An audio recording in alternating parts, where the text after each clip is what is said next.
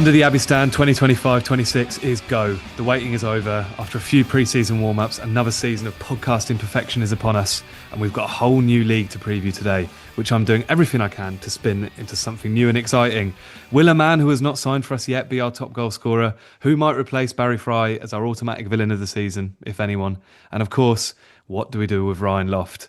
All of that is to be discussed, and I've got a wonderful panel to do just that with. Starting with my good pal Tom. How are you doing tonight, mate? Yeah, good. Raring to go. The wheels are on. New tyres have been fitted, and we're ready to kick it all off again. What sort of car is it, though? Is it a performance sort of lovely little sports coupe, or is it a bit of an old banger? Yeah, I think it's not a performance sports coupe. I think what it is. Jord, how are you, mate? I'm good. Good to see you, Mr. Roberts. Good to be here. The good news is I've checked, had the doctors give me the one over, and my hamstrings are absolutely fine for at least the next 4 to 6 weeks. Do you have any idea if they mentioned anything about sort of hamstring donations at this stage? If there's any way you could maybe swap your perfectly healthy ones with a certain Shane Lavery's hamstring? I don't. Sorry, how would that even work? That's scary. That. Also, I don't want to come across as I'm being rude, but if we wanted to replace Shane Lavery's hamstrings, I'm not sure we should be coming to Jordan Warland. Well, at least Jord's are healthy at this stage. At least I think I've got the best legs of all of us that contribute to the UTAS. I feel. Oh, I think that's a huge claim. To be fair, it's the show for hot takes. So there's the first one. It's also an audio only format, so it's going to be hard to get to the bottom of it. I don't know. Would you? Okay, Jordan. I'm a dad. I'm going to be wearing my dad shorts to at least the first 3 home games of the season. So find me in the B block. Have a look. Yeah, find him. Have a look. Yeah, in your new place in the B block. But like, if you could give a hamstring to Shane Lavery for 9 months, would you do it? Swap. You get his back. You just.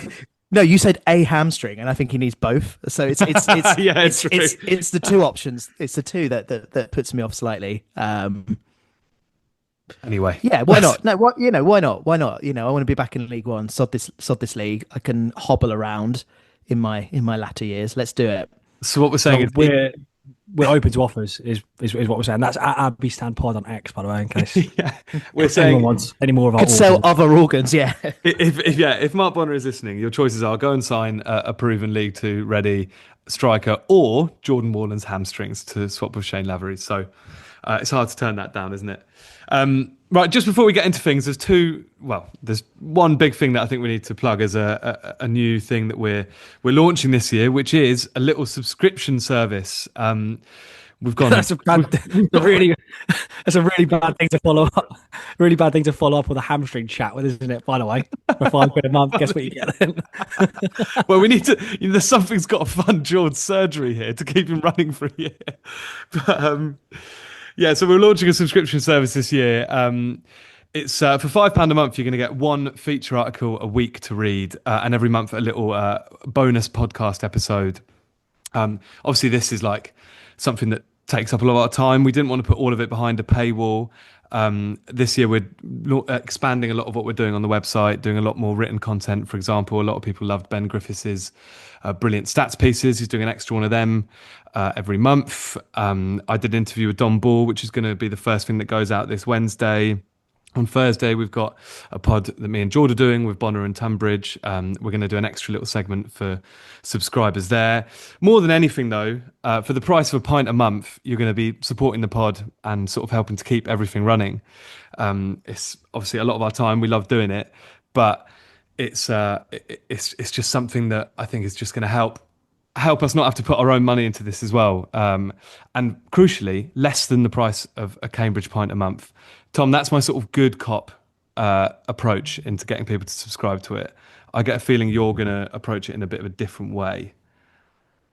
Yeah, I think it's well overdue. I think look, we've we both had big weekends. Julia, we've both been to go and see a band that were quite good, and that's crippled us financially. Let's be very clear. And we need to repay that. And I suppose, we've all got full-time jobs, and we do it for the love of the game to some extent, but also for the sweet cash owner at the end of it. And Yeah, I can play bad cop with it if you want. I mean, we I don't want to call people who just listen to us for free and don't contribute freeloading bastards, but But you will do it.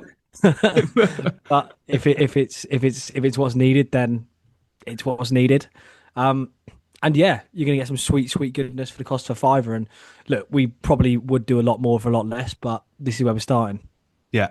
You've Yeah. done Yeah. a better job, Julian, of selling that than you did selling the idea of me lopping off my hamstrings and donating them. Yeah, I guess that's Good the job. other way to sell it. Like if you give us a fiver a month for a few articles and a bit of extra pod content, then George doesn't have to chop his hamstrings off to You give can have a us saying that for it. significant part of the muscular build up of Jordan Warner's leg. There's going to be another option for a tenner a month, and guess what you get for that? Yeah, Tom's kidneys. Well out of action by this stage. I think like tomorrow there'll be a piece on the website that goes out explains how to sign up and exactly what you'll get alongside when this pod goes out. But to be clear, the normal review show and the normal preview show isn't going behind the paywall. But you are going to get some extra website content and some extra bonus podcast content on top of that. You can have Swindle as well if you like. Yeah, have him for free. Just have him. Just have him. Right, lads, we've got some news to get through. First one's quite an exciting one. Pelly, Ruddock and Panzu, Tom. When was the last time you were this excited about a player signing? I think it's a really hard question. My mind probably jumps back to where's Houlihan signing for us, which feels like a lot. But then even that, like Houlihan signing for us was tinged with the idea that best days may firmly well be behind him. And do you know what? That might be the same for Pelly Ruddock as well. He just had a big injury as well, hadn't he? Houlihan? Yeah. And I guess it's on bottom of it is a lot of the time when we do exciting signings and like genuinely exciting sort of marquee signings, it kind of feels like they don't really work out that well. I'm basically scarred by Daryl Clare, I think, more than anything. But I mean, this is a big one. This has to be a big one. In terms of like numbers, in terms of quality, it was probably the problem part of the pitch, and maybe arguably still is. People will obviously talk about the centre forwards, and that's fine. It's probably something I'm on board with as well. But real quality options in the middle of the park is something that we missed and have missed really for the last few years. And I think we'll talk about Pelly Ruddock individually, but I think as a unit, that area of the pitch is probably the strongest it's been for years. I think it's better than at any point than we had it in League One. And I guess the biggest compliment you can pay, or the biggest mark of what a good sign this is on paper, at least, is the reaction of fans around the EFL. Obviously, I think Cambridge fans were taken by surprise by it. Of course, we were, because he's come from a really high level. He's achieved a lot in the game. I mean, I remember him still pretty well from the conference days when we were playing against Luton, and as we both made our way back into the league, which was more than a decade ago now. But I remember that Pelly Ruddock, and he was brilliant. And then you look at what he's achieved in the meantime between then and now, and to have someone like that at the football club is a pretty big coup. I think it's a really big deal for us. And I think that what it does is it probably helps in more ways than just him signing, because I think it does help to ease a couple of fears about other parts of the pitch. And you think, all right, if this is the sort of quality we're waiting for, we can kind of deal with that, and we can kind of make our peace with it. If the end result is that you have, let's say we make 3 more signings and they're of that sort of quality, they're totally game changing for us and what our expectations are. I mean, we're maybe prone to hyperbole at times, and I'm probably guilty of that more so than anybody. And I remember on the day that he signed, I think I was texting you, Julian, about how on earth we're going to line up for the first game of the season before it was announced. I was like, this could be a disaster. Season could be a disaster. Literally fast forward like 3 hours, I texted another mate saying, well, we're literally title contenders now. We have to win.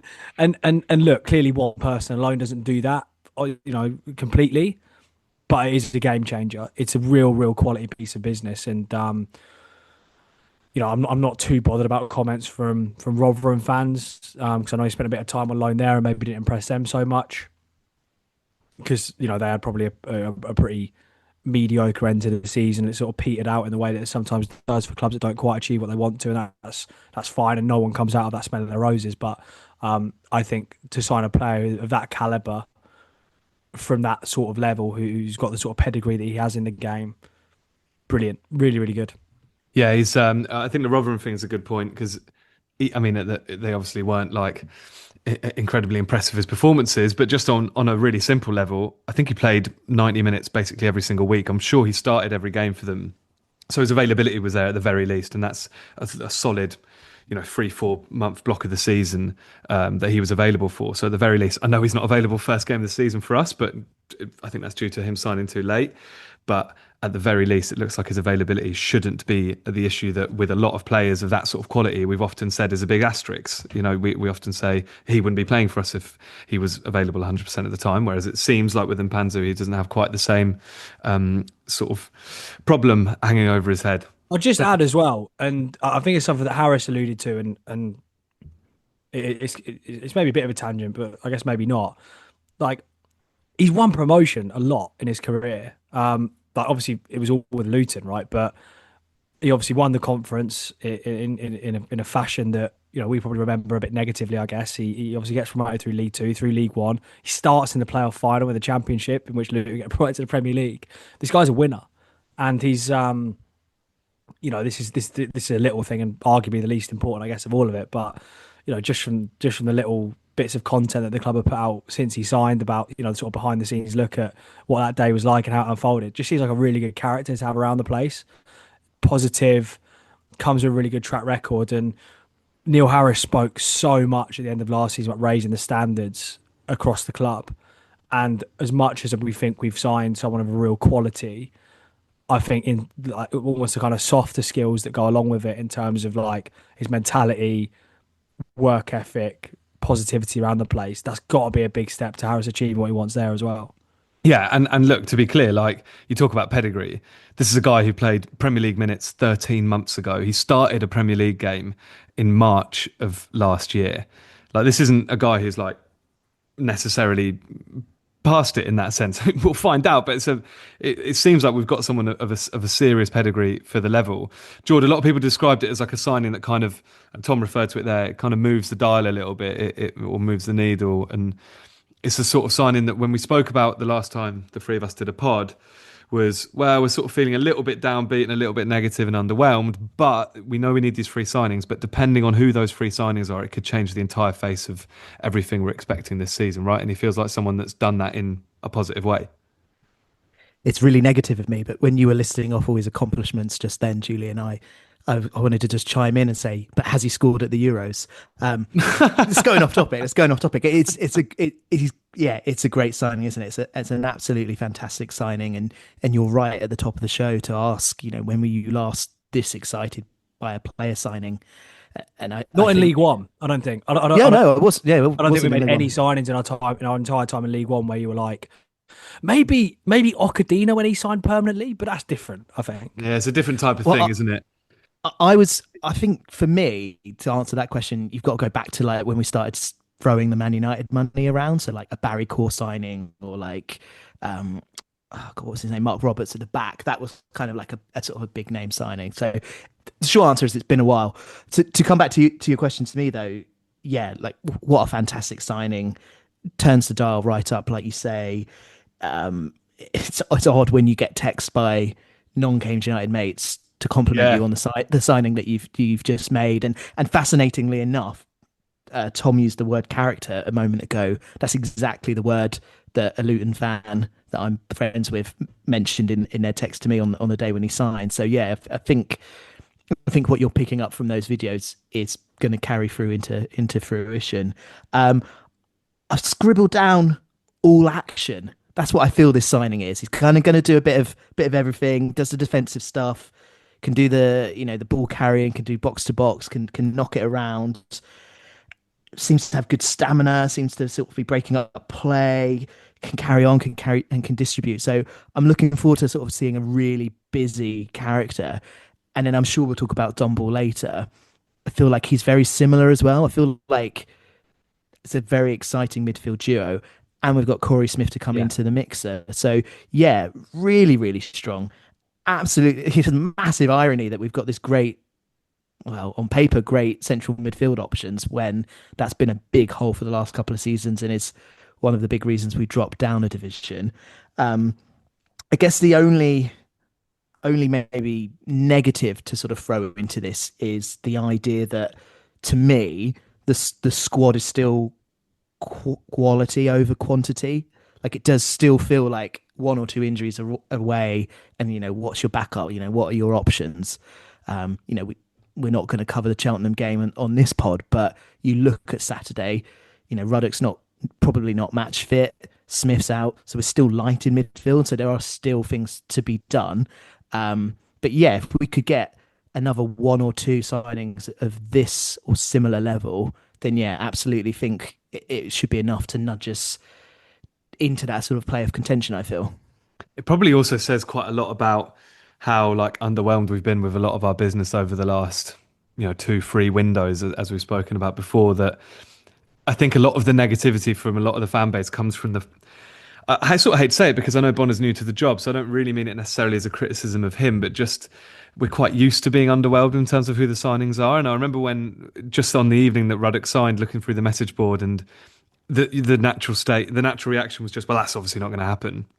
And it's kind of just like, we've been bitten so many times by getting quite excited about players that we've been rumoured with and then sort of falling quite far below that in terms of the actual quality we end up getting. But Ruddock, just at least on paper, just does not seem that at all. Jord, I've got a hypothetical question for you, which is the same sort of discussion we were having about Eastwood on the last pod, which was about balancing the budget. If the choice was as simple as you can sign Mpanzu or Harry Smith, which would you have gone for? So yeah, I don't like this question because when we spoke about it before, the option was reduce the budget on a goalkeeper and you get a midfielder and a striker. Yeah. You're squeezing it now. You're squeezing I'm changing it now it every time, Jord. for just one. Do you know what? I think even if you don't have the names and you're like, you're going to spend your budget on a central midfielder or a centre forward, I think you've got to sort of balance up where the squad is. And yes, up top, we have challenges. We're going to talk about Lavery, I'm sure, and his latest injury. Loft, we're not convinced on, but at least there are bodies there.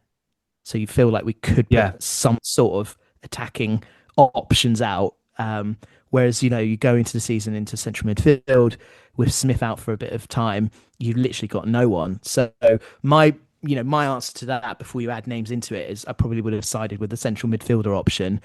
Comparing Ruddock and Smith, I think Ruddock is heads and shoulders above a better option. I think Smith is a good option for this level, and he's a good option for a Neil Harris type team.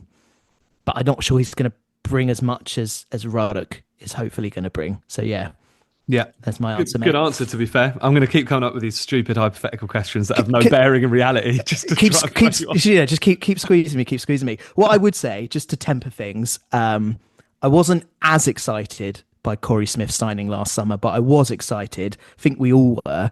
Yeah, a lot of us tipped him to be Player of the Year. So there's a part of me that's like, don't get too excited by a central midfielder signing. Well, we're going to come on to, obviously, later in the pod. We've got all our predictions and our, you friends of the pod contributions for their predictions. But it was interesting when I was doing the running order that Player of the Season, every one of us from UTAS, we all picked Corey Smith. So obviously we were excited about him. I'm intrigued to see who you lads have picked for this year. But let's come on to that in a second. Tom, we've spoken about Jord's hamstrings. We should talk about the man that they're going to, which is Shane Lavery. Confirmed, probably definitely predictably, that he's out for around a month. Harris now quite openly saying we need 2 strikers. And I think this is an opinion we both share. This is maybe a blessing in disguise, right?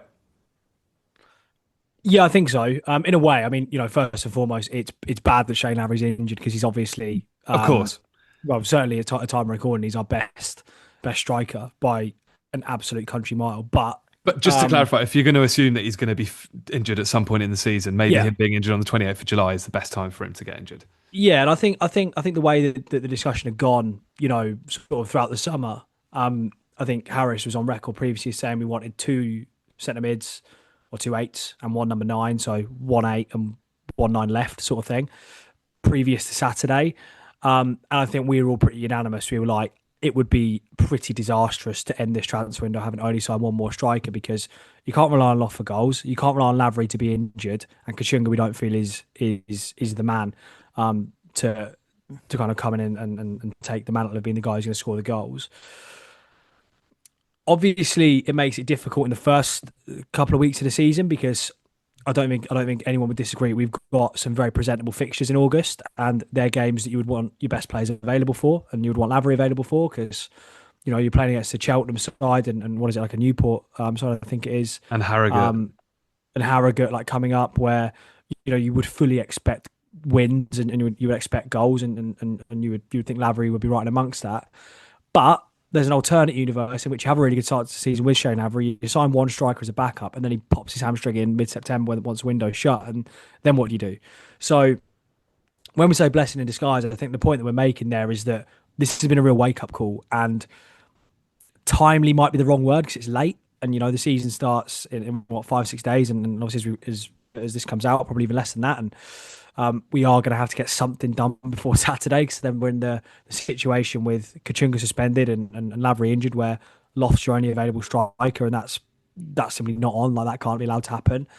But yeah, I think blessing in disguise is a quite positive way of viewing what is quite a disappointing situation, really. I think it's probably the right one to go with. I think it really seems to have kicked backsides into gear. The only lingering concern is, like, why on earth wasn't this high on the agenda early in the summer? Because we knew from, I would say, August 2023 that centre forward has been a problem position for us. We went into that season with just Hadme and Okanabire at that point. Had to scramble in January to sort that out. We then had no strikers going into last summer at all. And then we still didn't rectify it. The same in January, and then the same again now. So it's been probably the problem position since probably Sam Smith left the club 2 or 3 years ago now, and that's why I think there's a lot of frustration. But by hook or by crook, it seems like message has got through, and we are going to do what we believe is needed to be done, and that's a couple of centre forwards coming into the club now. What sort of profile you go for and what sort of quality do they bring in, I don't know, because I don't know what we can do. Like, in my mind, I kind of have the idea that you sign one of, like, the centre forward answer to Pelly Ruddock, and one is like more of a kind of stopgap almost until Lavery is fit or can play. But the flip side of that is, like, Lavery getting injured, you're like, how much is this guy going to contribute? Like, is he going to make double figure appearances? Because, like, legitimately, last season, I think, although he was good when he did play, it's a bit of a drain on resources, really, because that's one of his spots taken up. And Loft, we don't need to go into again, but you're kind of thinking, if we can't bank on Lavery to be fit, and we obviously can't rely on quality from Loft, maybe you need two, like, really decent out and out strikers to come in. And we hope that that's going to happen. We hope it's going to happen soon, because those first couple of weeks are winnable, and we're going to need good firepower to do it. God, I really hope that by the time this comes out and people are listening to it, they know the identity of one of It'll those. be, at least. I reckon, within an hour of us hitting record. I hope so. Finish on record.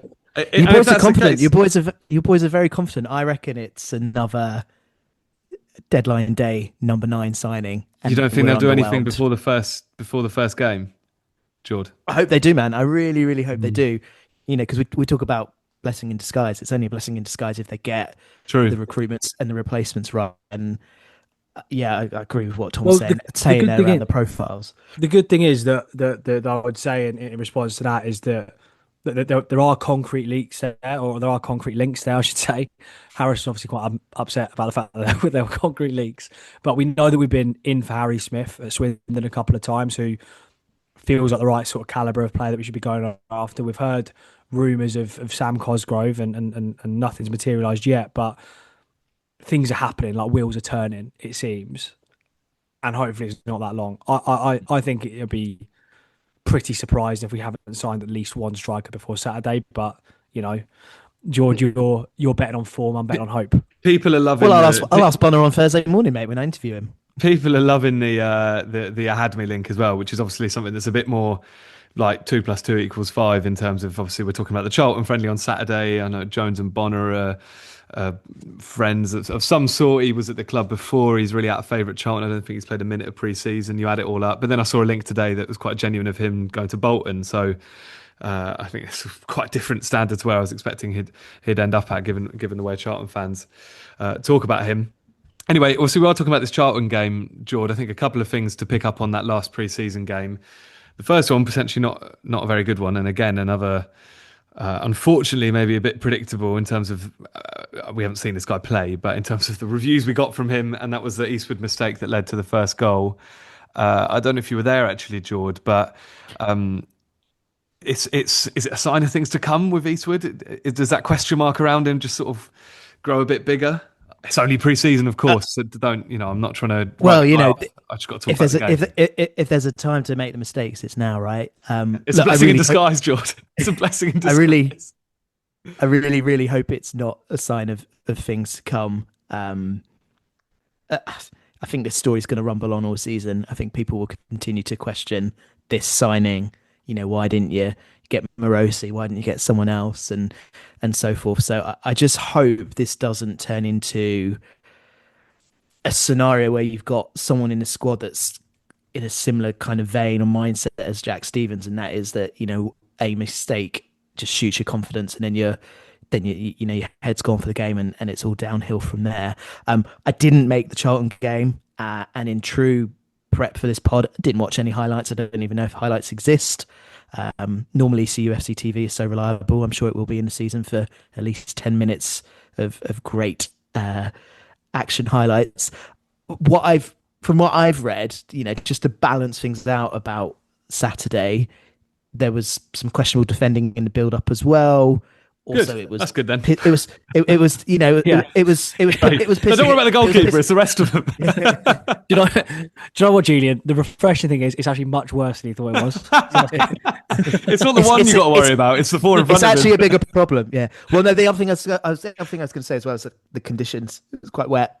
I don't know if that's a factor as well. Yeah.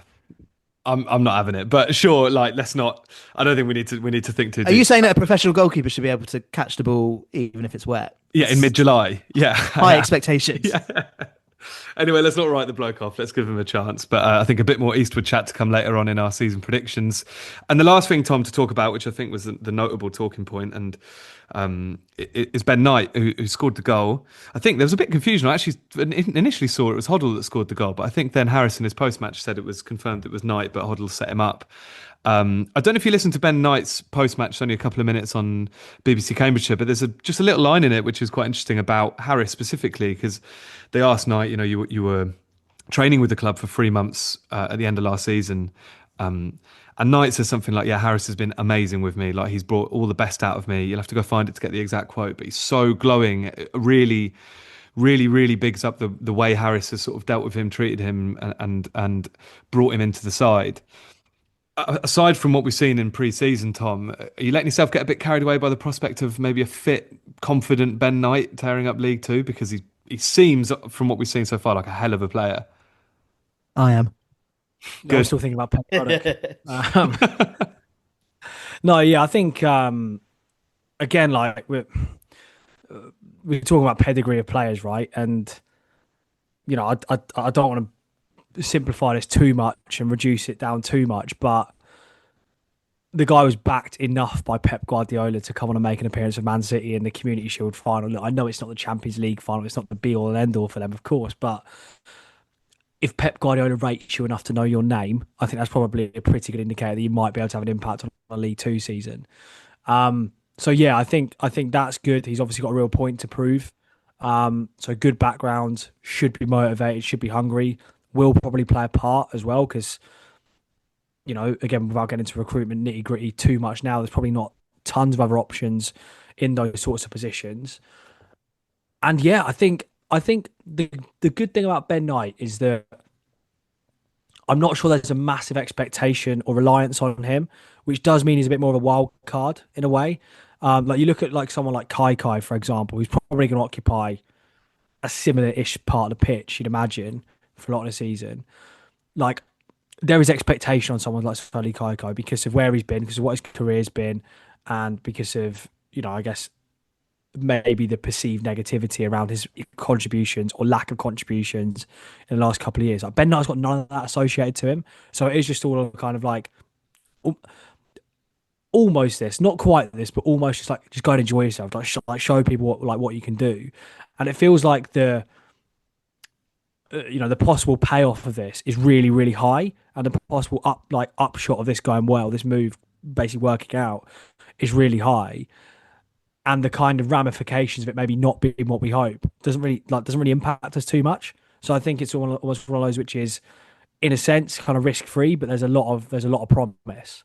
So yeah, I'm looking forward to seeing what he can do. He's obviously the type of player that I think we collectively quite like to watch.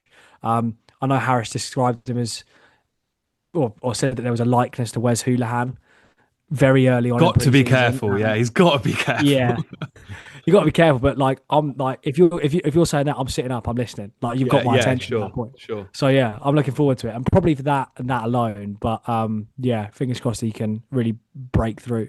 Can I just come in on the Harris point, Julian? Because I think that's really interesting that he was praising him in the interview, because he's, as Tom said, he's a player that's obviously got something about him that, if one of the greatest coaches of all time, Guardiola, wants to sign him and play him, to have that and then drop off, like he's had a big drop off, not done much at Stockport.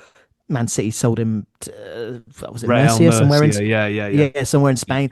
What did he do there? Absolutely nothing. So he's come and started training with us earlier in the year, and the ability must be there. But what about like the mental side? Imagine going from being this bright, hot young thing, signed for big money and lots of expectations there, and then to just drop off like that. So there must be a big bit there to sort of understand what must be going through his mind. And if Harris can, bandage that and fix that sort of mental blocker, we know that the talent's there. Like, if the two can combine, we could have a really, really exciting prospect here. So yeah, great to hear that he's praised in Harris, and maybe that's one of the things that we need to remember. And I know we spoke on the last preview about how Harris is probably one of the brighter lights for us at the moment in terms of what we've got going for us.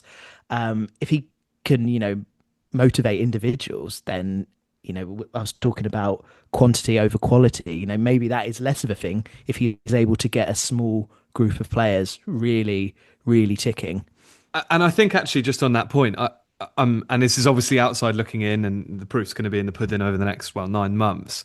But the Knight case feels exactly like the sort of case where Harris's vast experience and experience at high levels with players with very different CVs to a lot of people that make up the majority of squads at League Two level, is the sort of case where the man management of a guy like him, Harris that is, and the guy who wants to build squads in his way and in his image with, highly motivated, really, really like passionate and energetic for playing for a Harris team, is really going to come out and shine. And I think that's where Knight, you talk about, you're right, on the face of it, if you just looked at the bare bones of it, he's dropped from being one of the most promising stars in the game to not having injuries managed properly one way or another, clearly, because I think was it double ACL? I can't remember. It was a couple of really bad injuries, I'm pretty sure, on the go. Obviously, his career's gone a certain way. And now he's ended up, you've got to remember also his hometown club. I think he's obviously near home now as well. It's hard to know what sort of impact that has one way or another. Maybe it's not playing in terms of playing for the badge, but just in terms of being near home, being a bit more settled, having a guy who believes in you. In the interview, Harris, he mentions that Harris has given him real freedom. They ask him, I think it's Doug is asking him, what's his favourite position? He says, I prefer to come in off the right, but I'll play wherever I want. I just love having the freedom that the boss has given me, or something along those lines. And I think, again, it's that knowing how to treat a play like Knight compared to a player like Kaikai, exactly as Tom's just said, is something where it could be an example of Harris's experience in the game and man management experience really comes out. We'll have to see. Very interesting with Knight. Really excited to see him play. Right, just before we get into our predictions and go through goal scorers, player of the season predictions, it's worth just having a quick note on the documentary. Unfortunately, the three of us haven't had a chance to watch the first episode, which has come out, but I'm very reliably informed by everyone who has that we are in it. which we did a few interviews for of various levels of sobriety, depending on when they caught us at games. Don't admit that. Don't. It's let hard people to lie, speculate. Tom. Tom, if it's in, it's in. It's hard to lie. Let people speculate. Don't actually go out like front out and admit it. That's the worst Yeah. thing you can do. Don't tell the truth.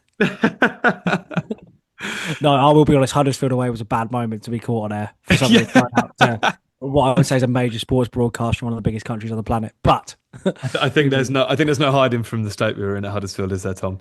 But I haven't had a chance to watch it yet. But yeah, we are in it, and I will be trying to watch it as soon as I get a chance. Anything else to say on that, boys? It was great to be asked to be involved. To be fair, a thank you to the CBS lot and obviously the people at the club involved. yeah, great to be a small part in what might be a bit of a dynasty. Let's see. I've got something to add. Can people please stop sending photos of me on their TV screen with my mouth wide open? It's not a pretty sight. Yeah, focus on his hamstrings, definitely. Much better. Yeah, much better. Right, lads, let's get into these pre-season predictions. Top goal scorer. Let's start with you, Tom. Who's your pick? I want to shock you here, and I imagine this probably resonates with a lot of people listening. But my top goal scorer is simply called TBC because I do not believe the person who will score the most goals for us is at the football club yet. We just talked about the striking situation. I've said they've scored 16, by the way. That's nice to get a number as well. Yeah, I'll rate that. Yeah. So yeah, I think look, we're obviously in the market. We're obviously going to do some business, hopefully soon. But it could be at some point during August. But let's see. And I just think that any striker we bring in is going to have a big role to play, really. So in terms of appearances, you'd be fairly confident that they would make a lot and be probably the central striker really for us. That seems to be the role we're looking to fill. And I hate to say, I don't really think there's loads of competition for this one. In a sense, I think we're probably not going to have a great season if it is anybody who's already at the club, because that's going to mean that probably it could be single figures, and that might not be a great reflection. I think just to add a bit of balance, and this might come into it a little bit later on when we're talking about how we think we might fare overall. When we're looking at areas where we think might be good, and we're looking at areas where there might be problems. I think if you ask most people now, I think they'll say the reason they wouldn't back us necessarily to go up or to compete at the top end of the table, the main reason that people might have for that is the centre forward issue and the fact that we basically don't have one who we think we can reliably score goals. I was listening to Not the Top 20 earlier, who obviously weren't that positive on us specifically, but one of the stats they did mention was that if you look throughout the whole EFL last season, there's only 2 strikers that scored north of 20 goals last season. Neither of those teams got promoted. That was Charlie Kelman at Leyton Orient and Michael Cheek at Bromley. That's a great stat. Wow. So I would say that, look, obviously every club would rather have a striker who can score between 25 and 30 goals, but it's not the be-all and end-all. What you need is someone who can be a good part of an attacking unit. And I think if you have someone who can contribute somewhere in the 15 to 20 range like that, and I think we have a team around them that should be good enough with Ruddock and Kai and one or two others in there, and hopefully one or two more to come. I think there's reason to be positive that we can create enough chances for someone to score goals on like a 1 in 3 basis, and that might be enough. But yeah, I mean, the negative part is that I don't think that person is at the club yet. I think there will be, and I think there's a good chance for someone to come in and have a decent impact. Yeah, you're obviously not the only one who's predicted that. Of the Utah slot, Caspar agrees with you. He says the guy we haven't signed yet. Of our friend of the pod submissions that we asked for, and we asked Matt Ramsey, Max Rushton, Matt Gooding, Liam Apicella, Ben Griffiths, and Tom Dobbin, who has absolutely no credibility to be there in that list. But, Is one appearance of the season. Got to have Dobbin in there. Oh yeah, it's tradition now, isn't it? And he just does it just to try and have a dig at Casp in every prediction. But Liam Apicella also agreed with you that the guy to be top goal scorer we haven't signed yet. It's funny how, again, having looked at last year's predictions at this time last year, how many of the top goal scorer predictions were the guy we haven't signed yet. And it just is that same point that we sort of started the pod with, that we've been in this position multiple summers now, which is clearly the most frustrating thing. Jord, your top goal scorer, please. So I contemplated going with Mr. TBC because I see completely what everyone is coming from there. I've actually decided to go with Sully Kaikai. So have I. Tom's just mentioned him. And I think there's a couple of things here that makes me lean on that. Number one, I didn't want to say a person not yet to sign because I felt a little bit of a cop out, and I was going to use that in another answer. But Bit of a dig, not gonna lie. well, it was it was a big topic last year. I wanted to move on, but we were just talking about Neil Harris and how he gets the best out of players. I think that's a factor in me going with Kai, and then I think the main reason I've gone with it is from what I've seen in pre-season, which, to be honest, is limited. I've only seen the one game, but from that there was a lot of fluidity there, and it seems like sort of wingers and midfielders and strikers are sort of mixing up positions and swapping, and it feels like Kaikai's got the freedom, which Ben Knight was just talking about, to maybe sort of get in to more sort of goal scoring opportunities, maybe sort of crop up more centrally. So yeah, just got a sneaky feeling that Kai might be our top goal scorer this season. I completely understand and agree with what Tom's saying, that if it's going to be someone that's at the club, it's going to be a low number, probably single figures. So instead of saying 9, I'll be a little bit more optimistic and say 11 is what I think he'll score. Do you know, that is funny, me and you, the only people that predicted Kai Jord. My simple reason was just Harris absolutely loves this guy. He makes it so clear how much he loves SK. Even in that post-match after Charlton, he's asked a question about Ben Knight, and somehow he comes around to just saying how Kaikai's had the best pre-season of everyone, and just loves reiterating, like really instilling confidence in this guy. Clearly sees the quality in him, but again, it could be that example of knowing how to get the best out of players, and that's what I'm hoping for. And I love that stat, Tom, about sort of goals being spread around the team, or at least they're not having to be this reliance on one person to score all your goals, and Harris might want to be building his side like that. So yeah, I've gone Kai as well. I'll be a bit more optimistic. I'll go 13, maybe take some pens or something. Player of the season, Tom, let's go around again. You can go first. I'm going Pelly Ruddock. It's pretty simple on this. I think he's the best player at the club, and I think he'll be the best player at the club this season. We've already talked about him. We've already talked about his pedigree and everything else. I just think that, there's levels in this game at times. I think he's going to show that he's got a higher level than a lot of other players. Just a pretty easy one for me. This, to be honest, I don't have too much more to add. Can I very quickly just go back 1 second, because I was just going to summarise everyone else's top goal scorer and just give you a tiny little stat that Ben Griffiths sent through. Quickly, Swindle and Owen both predicted Lavery to be top goal scorer. Matt Ramsey and Gooding, Kachunga, Max Rushton had me. Tom Dobbins gone with Ryan Loft with 33 goals, breaking Mullins' League Two record. And Ben's gone for Brophy. And specifically, he's got this little stat here, which Brophy had. He had a crazy high ratio of post-shot expected goals to expected goals last season. A metric for grading players' shot placement or finishing against worse goalkeepers and with more possession. He should be more clinical. Hey, Can I come in on this? Can I come in Go on. on this? He can't be rocking up with predictions based on data and facts. That's just cheating. We're going off vibes here. That's not the spirit of this. That's good. He's backed it up pretty solidly there, hasn't he? I'd love it if. I'm Brophy convinced. got I'm goals. convinced. Anyway, sorry.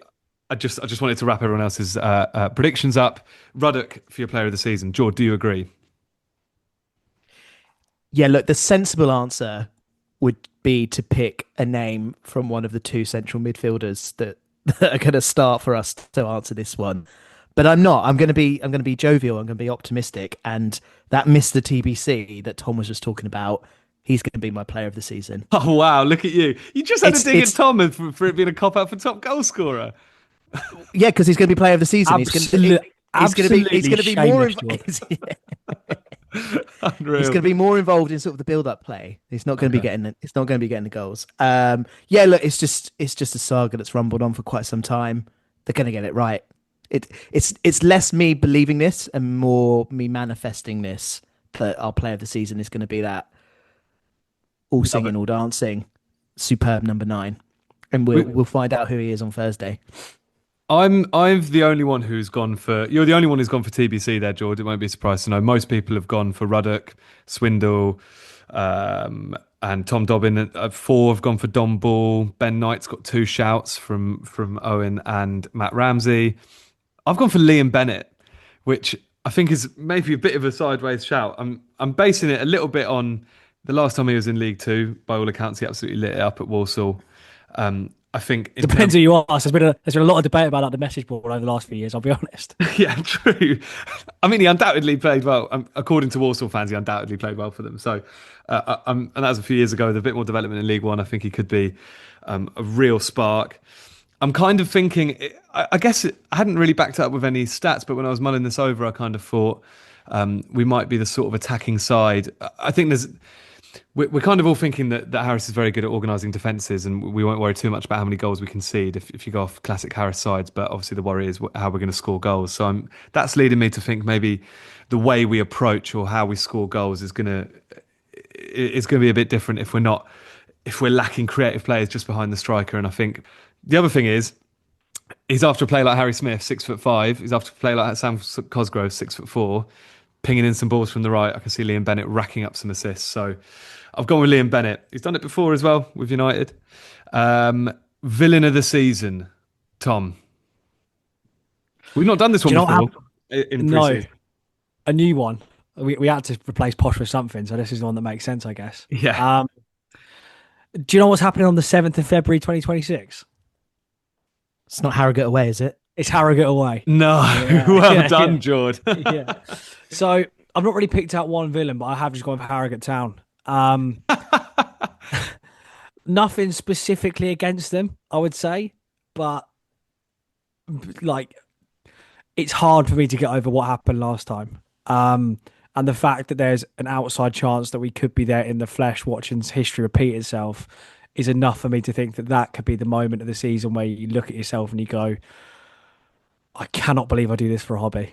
So, yeah, just simply Harrogate. Do you know what's funny? When I was putting together those like league preview articles where asking fans around the league for like how they're feeling going into the season, I finally tracked down a Harrogate fan, and I sort of in the message said like, "Hey mate, like how you doing? Looking forward to sort of playing each other again this season." And he was like, "When did we play each other last?" "Oh yeah, that mad 5-4." And I was like, "Yeah, that one." Yeah, to them, which is probably like a footnote on like a weird season because it was behind closed doors. Yeah. For us, it's like, even though we got promoted, somehow it's totally defining of that season. He said something like, did they go on and win the FA Trophy, or did they lose the final? I think they lost it. with their first team. Yeah. He said something like, who was it that scored that hat-trick? And I was like, Brendan Kiernan, mate.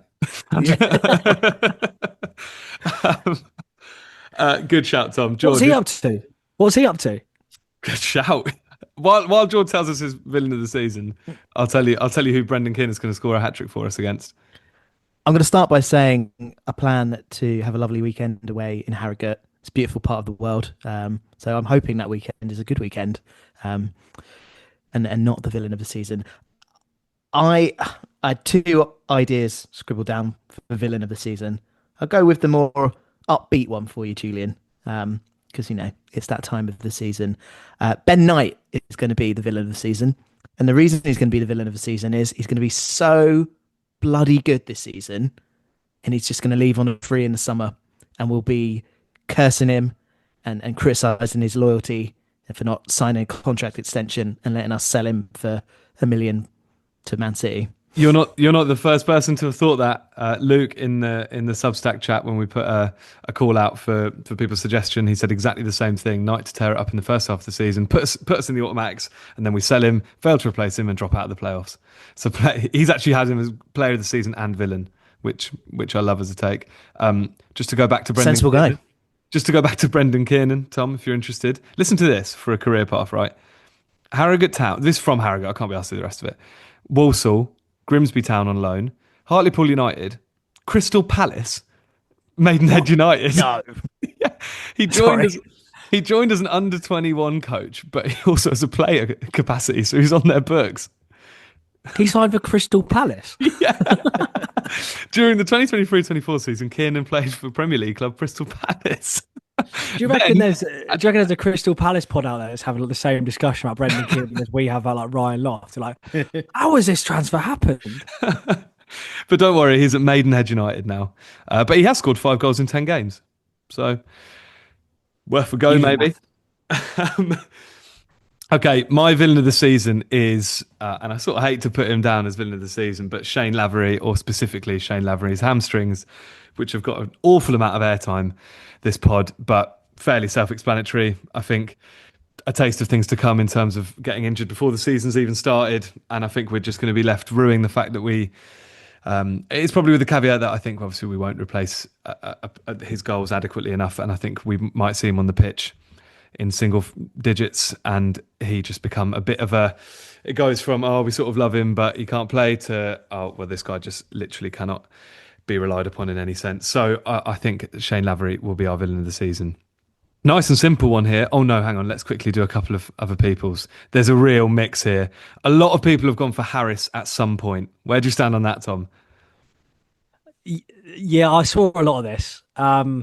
Look, I'll be honest with you. I think we did do a villain of the season once. I think we did it specifically the year that Harris left to go back to Millwall. And he was my villain of the season that year. So I do kind of get it. I think the train of thought there is that at some point, if something goes deeply wrong, he might lose his mind, or he might do so well and then do the dirty again. So yeah, I get it, and I think I think whether people would admit it or not, I know that there's a festering resentment of Harris that still lingers on from what happened before. I think we're well past that. We're obviously much more mature, but it's still there in some regard. So yeah, what will be will be. Swindle's gone for Luke Hannon when he inevitably scores for Oldham at the Abbey, which I've got to say was a signing that passed me by. So good to see Luke Hannon's going to be in League Two next year. Casper's Hopefully from a corner. Yeah, yeah. Well, and speaking of, because that was at Oldham, wasn't it, when he scored the corner? It was. Yeah, it was. Yeah, you're right. And Casper's gone with Eastwood. Nice, positive, good. Nice. I hope not. Good. No explanation, by the way. Just one word, Eastwood. Jake Eastwood or someone else? Clint. That number 9, yeah.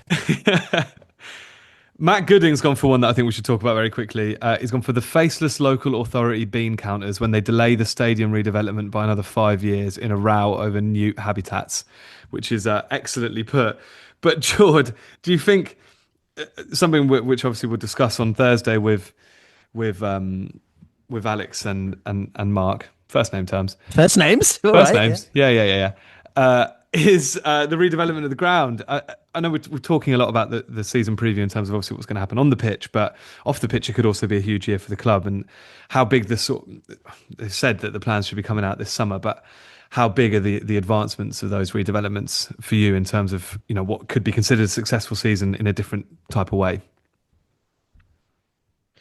There's obviously something at play there, isn't there? Because the revealing of plans or potential plans or 3 different options has knocked on a couple of times, and you're right, we were told we'd see something in the summer and we haven't, and that just to me reeks of it's not being mentioned because somewhere it's being held up and you don't want to name and shame that specific area. So yeah, hopefully we can find out a little bit more when we chat to the CEO and maybe get a revised timeline. It's a hard one to it's a hard one to sort of answer your question there, Julian, because I think like mentally it'd be a really big and positive season if we can see some plans and we can see some applications submitted, this, that, and the other. Just in general though, like this whole process, not just to date, but to the point where you start putting diggers into the ground and start building, it does drag on. So I would be astonished if this is all wrapped up before the end of this season and our promotion back to League One. But yeah, potentially a very exciting season if we can see some plans and hopefully get, I don't know, one of those big milestones ticked off of the council approve it or application is submitted. That's sort of what I was going to say, was even just the feeling of there being some progress there, because I think a lot of the sentiment I've seen knocking around is the fact that the plans haven't been released yet has just been that same sense of disappointment and expectation of disappointment that this thing might never happen. It's been 30 years people have been talking about this, right? Or even longer, one way or another. So I think, yeah, like you say, some sort of like actual solid movement on that by the end of the season would be a huge step this season. And I'm sure Mark my words. I bet if that does happen, it's something we talk about on our end of season pod as a big positive of the season, wherever we finish. Speaking of where we finish, let's do some predictions for that. There's a huge range here across what people have predicted. I'm really intrigued to see where you have us. Tom. I've gone with sixth. Wow. Wow. Yeah. I was not Wow. expecting that. Do you say Yeah. 16th or? Yeah, missed one off it, a couple of ones. No, yeah, I've gone with sixth. There's a few reasons for this, and I think largely it comes down to a lot of confidence that I've gained from signing Penny Ruddock, um, and the idea that I think we've still got a couple of really key signings in key areas to make. And if they're of that sort of level, like I do think and it's something we discussed on the pod, I think in the last episode that we did, which was although we feel like the squad looks a little bit thin, I don't think it takes that long, and I think it takes that much for the needle to shift quite rapidly and quite a lot and quite significantly. Um, and that's what gives me a bit of positivity. So there's that, and there's the fact that I think that we might, hopefully fairly soon address some quite key areas of the squad. So I think we'll look better. I don't think there's a great deal of quality in League Two. I think there's two or three sides that have had really busy summers and that look really good and really well placed to go on and challenge. I'm thinking particularly MK Dons. I'm thinking Chesterfield. I don't think there's that much we should be afraid of. I think probably the biggest factor for me is Neil Harris. I think he's, a lot of people might look at Paul Warne and say that he's the outright best manager in the league. I think Harris is a really good shout for that. I've got so much confidence in our manager. Like if I roll the clock back 12 months, it's incredible to think it was only 12 months ago now. But if I look back to how I felt with Monk in charge, even if we were sort of vaguely excited by the sort of rebrand of football and stuff that was potentially coming, I didn't have anywhere near the sort of confidence in our manager then that I have got in Harris now, and I think that'll probably translate to the players as well. And I think that they'll be a much better unit for it. I think we saw, all right, not like loads and loads of change at the end of last season, but we saw some quite promising signs, like the way that we're able to compete towards the end of the season with teams that are frankly much better than anything we're going to come up against this season. I'm thinking even like, I know it's last game of the season, you're playing a Birmingham team who are on the beach, on the piss, and all the rest of it because they've already won the league. But we competed fairly well with 10 men against them. We competed well away at teams like Barnsley, for example. Huddersfield we went and beat. I know that these weren't vintage League One teams, but they were still teams in higher division with much bigger aspirations, much bigger budgets than, let's say, the aforementioned Harrogate, Colchester, for example, with the greatest of respect. So I think there's a league there that's there to be got at.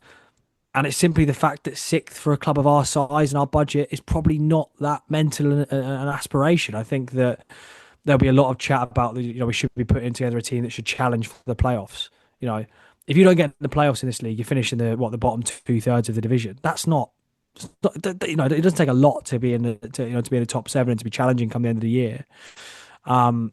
You've got to be consistent. I think you've got to be hard to beat. You've got to be resolute. You've got to have enough quality. You don't have to have loads of quality. I remember League Two when we were here before, it felt like you kind of won games without really knowing how you'd done it. You just sort of stuck in it enough and something happened that sort of gets you over the line. We talked a lot about ones into threes in the promotion year. I think Harris is the sort of manager that should be able to eke that out of us. So there's areas in there to be positive.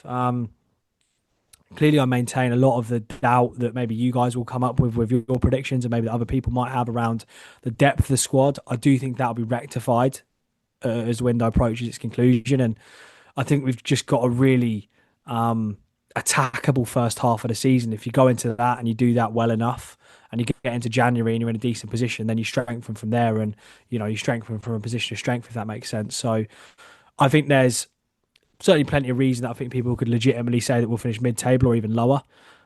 But I think there's enough reason to think that this is a division, an opportunity there this year to have a real go. So I've gone with sixth, mainly because of the manager and mainly because there's still a bit to do. I actually think that reasoning is hard to find it hard to disagree with any of that reasoning, despite my very different. I don't have any position.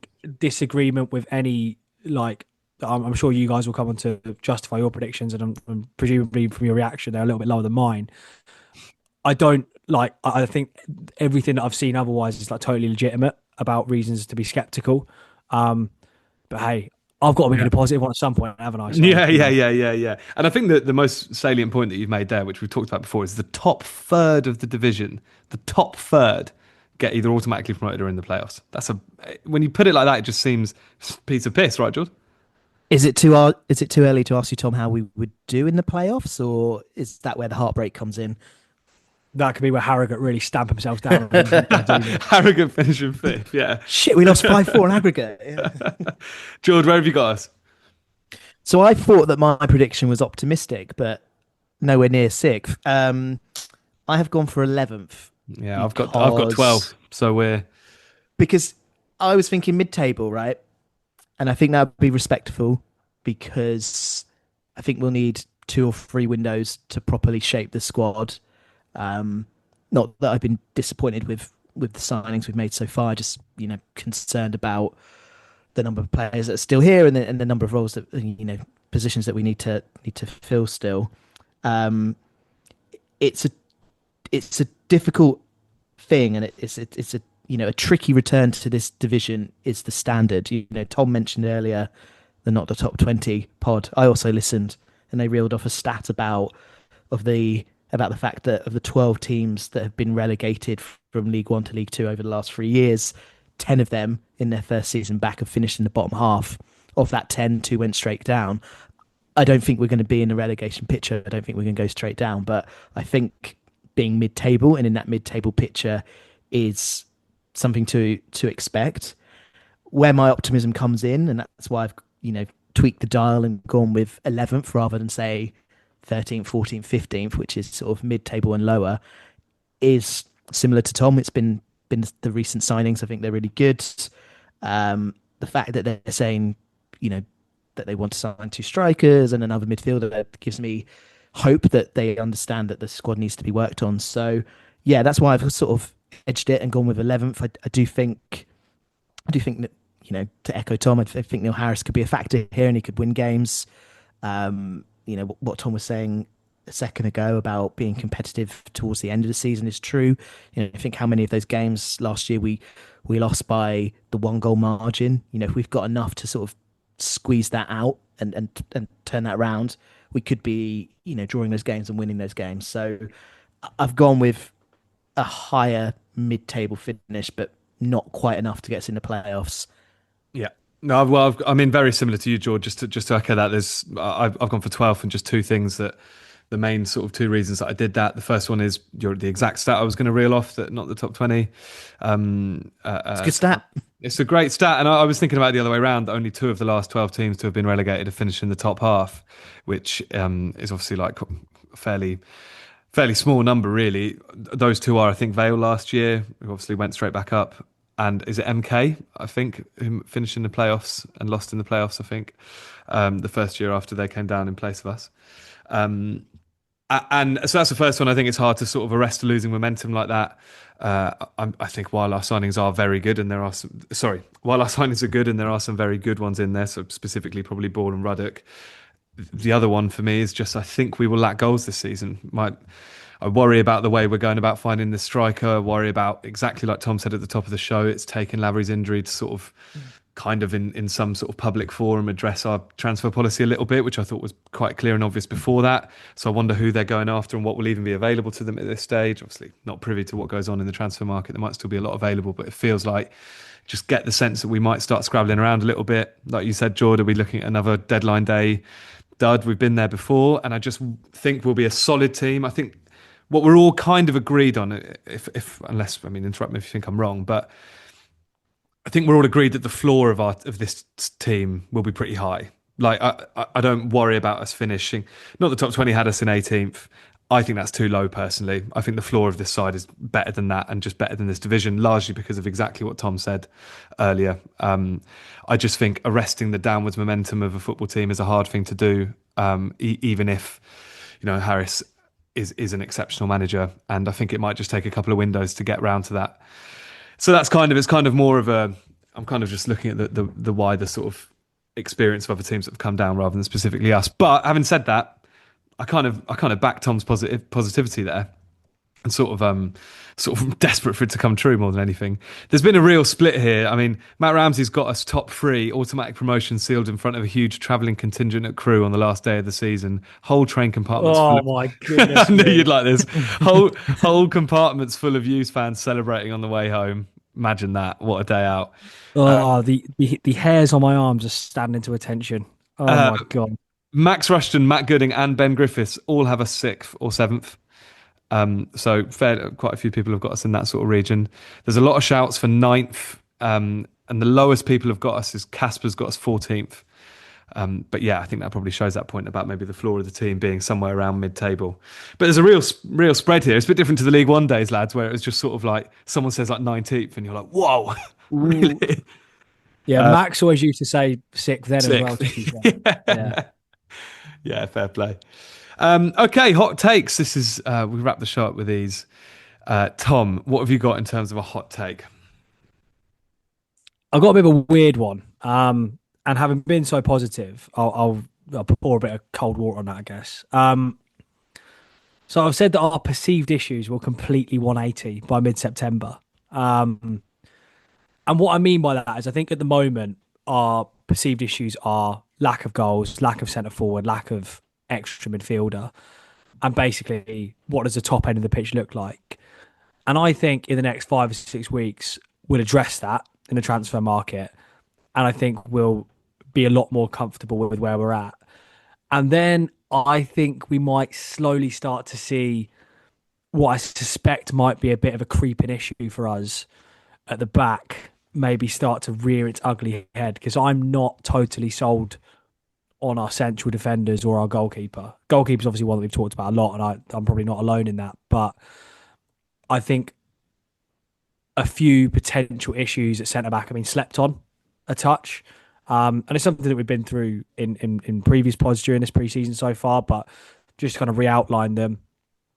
Morrison's another year older. There's no guarantee that he's going to hold up. Defenders can drop off and drop off quite quickly.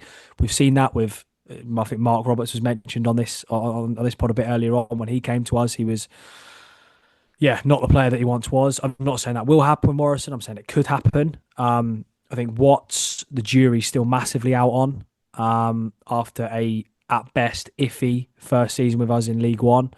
Admittedly playing against much better players, but still not really stamped his mark down, I don't think, on the shirt, even if he's been in the team for most of it.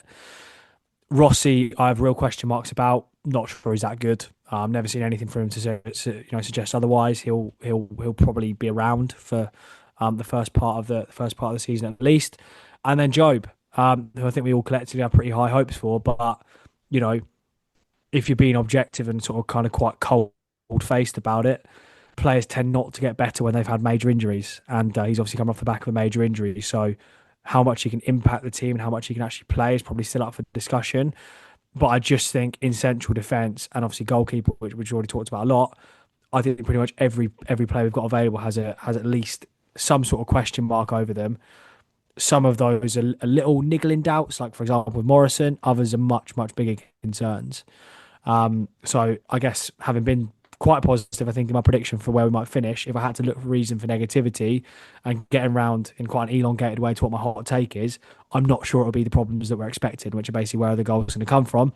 It's going to be how effectively can we keep them out. And while I've got real faith in Neil Harris, if his centre-back options fall to pieces, then that makes the job 10 times harder. So if you want a hot take, that's probably it from me.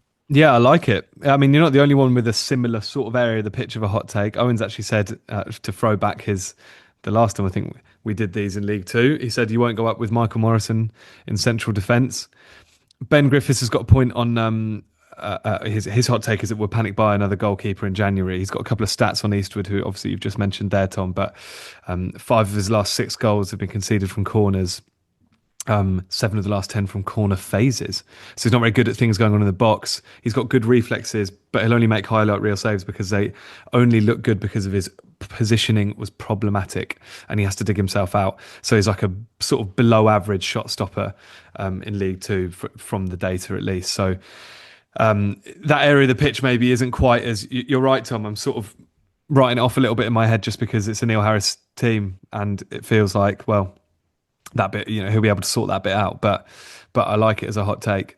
Jord, where It's are you fine. looking It's for? fine. It's fine. We've got some great central midfielders in front of that defence. It'll be fine. That'll be fine. Don't worry, lads. They'll do it all. My hot take. I'll give you the dramatic line, and then I will down it. Pare it back a little bit.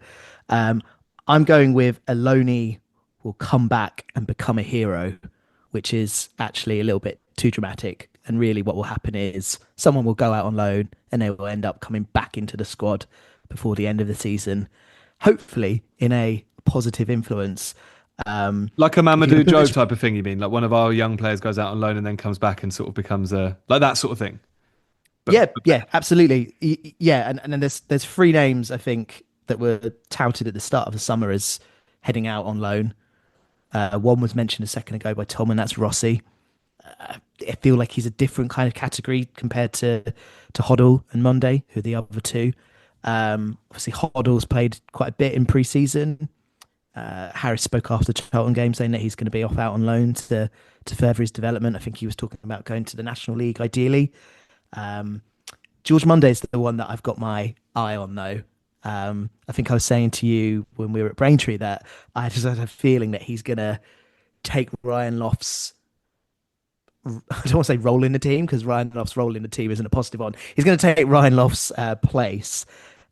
And I've been quite positive about, these strikers that we're going to sign and, the new number 9 is going to be player of the season and so on and so forth. And, apologies for the cop-out comment again about them scoring the most goals. But just got a sneaky feeling that George Monday might end up coming back into the squad. He's got that height. He's got that build. He'll get some minutes as a target man. That's my take. So essentially all the eggs are in the George Monday basket for you. Well, just because I thought you were going to push me to put a name next to I like it. who the Loney would be. You. I think that's. But when we do the end of season review, I'm going to be very, very much of the angle of the wider. You've given yourself some and try flexibility. and claim as much as I could. Yeah. Like it.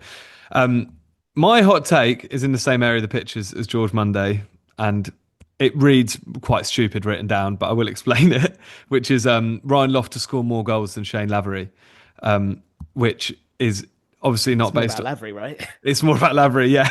But it's just when I see it written down, it's like, have I really written that?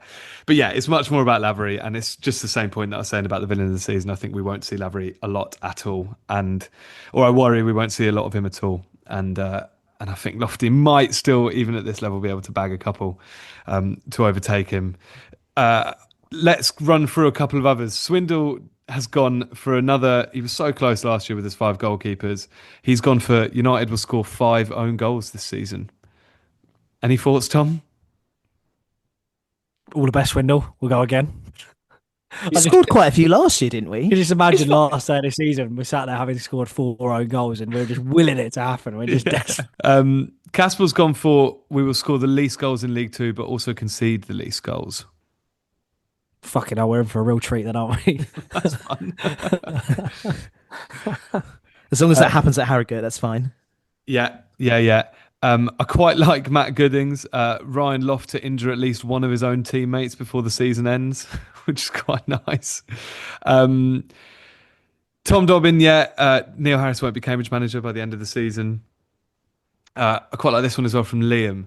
Harry Smith to sign for the club, but in January, which I think his thinking there is he's obviously on the last year of his deal and they'll end up accepting a bit of money for him in January. If we were to sign him in January, the move that he wants, it's going to force his dream move through. I was just thinking, if we were to sign him in January, would that mean that things are going really badly or like really well? I guess it could be either way, right? It could be like we need a striker to get over the line, or we're doing so badly we never signed that striker in the summer. This section of the show has really, really taken my positive edge away.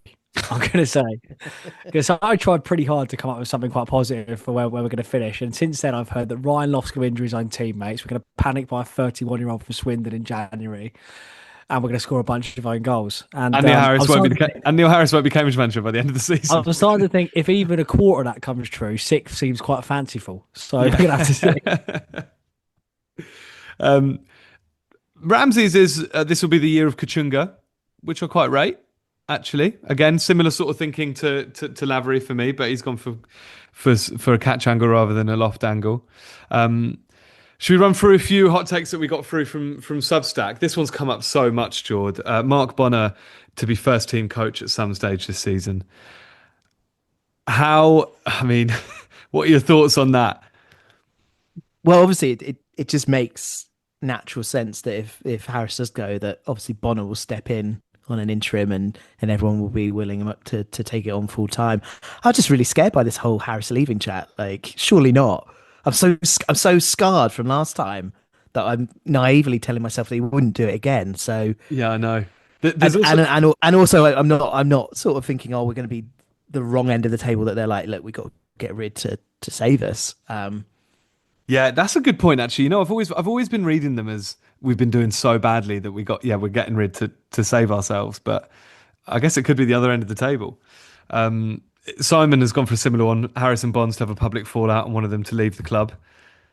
Could be entertaining. What about this one, Tom? This is sort of a mix of where your head's at. Josh has said we'll be 20 points clear by Christmas and then we'll do a Walsall. Oh, fuck off. That'd be awful. Imagine that. It's getting worse. I'm not sure I could do Sunday pods with Tom if that happens. Yeah, Can you imagine what the second half of that season would feel like? Post Harrogate away, absolute disaster at Harrogate. Yeah, Seasons drop out of the top three for the first time since August. What else have we got? There's a Job long throw in there. I was contemplating something along the lines of we'll score 5 goals from a long throw finally. So glad there's some love for a long throw in. Yeah, Simon's gone specifically. We'll have a goal disallowed from a Job long throw because it goes all the way in without touching anyone. Or Loft has assaulted the keeper. Poor Lofty guy, just catching strays here. Steve's gone for this one. Knighton and Panzu will create 250 chances. Loft's conversion rate will be 0.01%. I really hope he doesn't listen to this pod. The guy gets a kicking, isn't he? Do you think he's like stuck his headphones in? He's like, I wonder what they think I'm going to go on. Yeah. Might give myself a bit of a boost before the first game of the season. We might have to put like a voice note at the start, like, just in case you are listening. Just definitely. No, we're obviously supportive. We just hope that someone else takes some of the slack away from him. Don't say that. It's actually remarkable, like everyone submitted all their predictions. The amount of people who put Lofty in for villain of the season, I actually did start to feel a bit sorry for him. But I guess I like the idea. Was it Tom Dobbin who said that he's going to break Paul Mullen's record? Yeah. Imagine if he did that. Oh, I'd love it so much. I'd love to be eating, because I do think although you have to call a spade with this stuff at times, right? And I think we've done that quite consistently really over the last year or so. But unanimously, if it clicked and if it did take off, and I'm not for one moment predicting that will be the case, but if it did, you would struggle to find a group of 3 people who would love it more than us, I think. Yeah, I'd absolutely love it. I'd love it so much. It does say something that of the 6 of us, the 6 people we asked, and then all the people that sent in their predictions on Substack, which is 30 or 40, Tom Dobbin is the only person to have predicted Loft in any sort of serious way. Can we just end with this one, which I absolutely love, from Gordon? We're going to finish 8th. We'll need to win by 4 goals on the final day, but officials will erroneously award a free kick in the box after a Watts thigh pass. That leads to a scrambled goal in the 97th minute and the game ends 4-1 to us. Is there a more Cambridge United way to not make the playoffs than that? How do people come up with this? No, it makes ours look half-assed, doesn't it? Yeah. I just remember that game in the conference where we had to win by 4 or 5 to Altrincham. To pit Torquay for the title, and what was it, 0-0? So yeah, I've got a feeling that 4-1 is a long way off. Well, let's wrap that up, lads. Tom, have we made you more or less excited? I get the feeling that you're now in like quite a dark room with your head in your hands. It feels like we've made it a lot worse for you. Yeah, I'd say it peaked around my prediction for the season and then quite rapidly tailed off. But yeah, look, a big week coming up, hopefully. And look, if nothing else, it'd be good to get back to it because Yeah, it's been a while, and it's been a while since we've got into games expecting to win some. So, I was yeah. literally just about to say, I'm genuinely actually, despite everything, really excited for the season. I don't know about you, Jord. Like, just honestly, the feeling of going into games expecting to win, exactly like Tom just said. I mean, maybe that'll, turn out to be a stupid thing to say in a couple of months, but it just feels like that. I'm just excited potentially to see us score some goals, Jord. You never know. Yeah, I've put a lot of eggs in the basket, and Tom mentioned it earlier about this division just not being that good.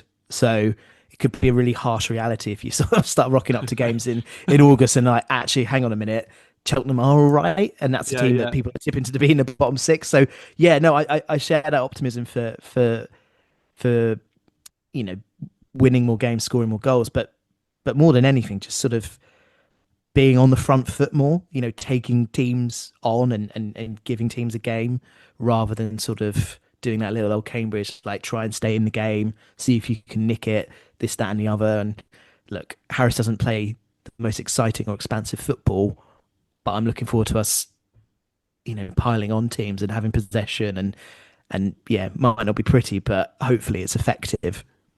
Few fist bumps come Saturday, Jord. You never know.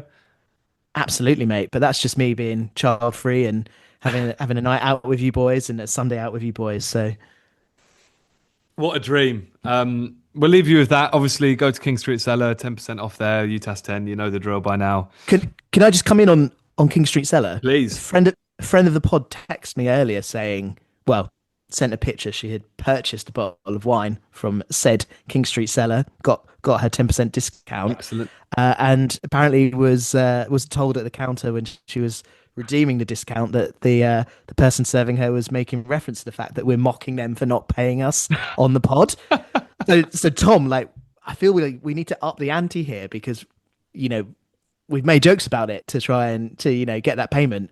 It's not working. It's not landing. Well, it's funny you say that. In the running order here, I sort of edited our little sponsor plug section, and I put, obviously, go 99 King Street, Cambridge, UTAS 10 for the code.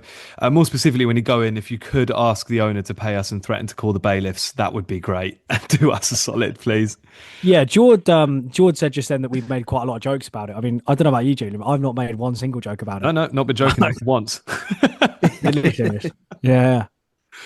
I've been whittling down a cricket bat into like a really sharp point for the last couple of weeks. And that's another thing that you can threaten people with, Tom, when they're being round dodging bastards and they're not signing up to UTAS. What are we going to call it? UTAS Plus or something? UTAS Extra? No, I don't know. We'll come up with a name. The subscription thing. But that's £5 a month. You go to undertheabbeystand.com. By the time this comes out, there'll be something in your email telling you how to subscribe to that. And that'll be it, lads. It's been a pleasure.